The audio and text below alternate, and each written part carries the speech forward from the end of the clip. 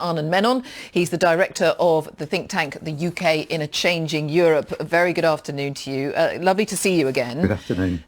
No pressure, but it is hard for people to unravel.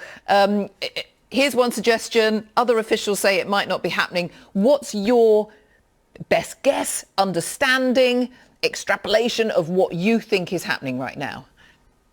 Well, I mean, I'm delighted I give the impression of understanding this. At the moment, it's complicated, isn't it? We have the Times running with this story that a deal is about to be signed. We have the EU saying not.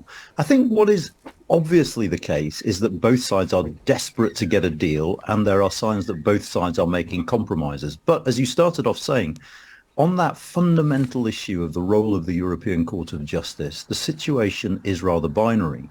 And from the EU's point of view, if EU law applies in Northern Ireland, the ultimate arbiter of that law is the European Court of Justice. No ifs, no buts. You can dress that up. You can say there are references from British courts to the ECJ. What we don't know is how far Rishi Sunak is willing to go. Under some of his predecessors, when David Frost was negotiating, this was an absolute red line. What we don't know is for Rishi Sunak whether he's willing to compromise a little bit on that in order to get a deal. And of course, second, and equally important, if he's willing to compromise, whether his party's willing to go along with him if he does. Aha, you are as ever ahead of me, because that was exactly it. Because you've made the point that they're desperate to reach a deal. We know nothing's functioning at Stormont. That's a key element of this. Mm-hmm. But Rishi Sunak or others might think this is how we have to tackle this if we want to get anything through. But as so often with the issue of Europe, there are other voices, other pressures, particularly on the Conservative backbenches. Well, there are two sets of pressures. You mentioned Stormont, and of course it's absolutely fundamental to get Stormont working again that the DUP accept whatever deal he comes back with. And they've laid out some pretty firm red lines about what they expect in any deal on the protocol. But then, as you quite rightly say, there are Rishi Sunak's own backbenchers. And I think there are two groups. There is the European Research Group that everyone talks about. They have in the past, you remember under Theresa May, stymied attempts to get her deal through Parliament, saying that this betrays Brexit principles. And then there's another group loosely coalesced around former Prime Minister Boris Johnson.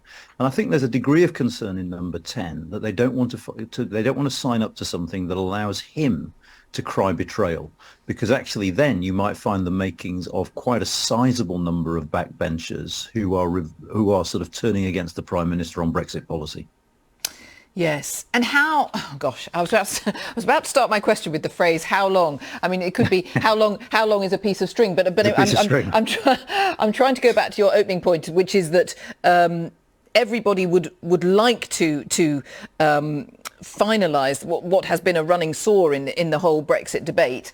I mean, how long would any Prime Minister give it? I mean, is it the fact that things aren't functioning at Stormont that is really putting the pressure on? Is that where it comes from, or is the pressure more from the EU side?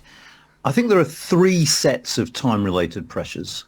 The first, as you say, is Stormont, that actually not having a government in Northern Ireland is probably not sustainable, and it's certainly not good for the territory, so you need to have a government back. Secondly, there's this deadline in April, which is the 25th anniversary of the Good Friday Agreement. The UK and Irish governments are very keen to see a state visit by Joe Biden to mark that occasion, but that won't happen unless there's a deal. And thirdly, there is, as you said, the EU side, because at a certain point in time, some member states are going to start saying, hang on a sec, we signed this deal with the UK 4 years ago. It's still not being implemented. It is time to go back to court to sort this out. And at that point, you have the danger of a standoff between the two sides, which is in no one's economic interest, because ultimately it could lead to trade retaliation.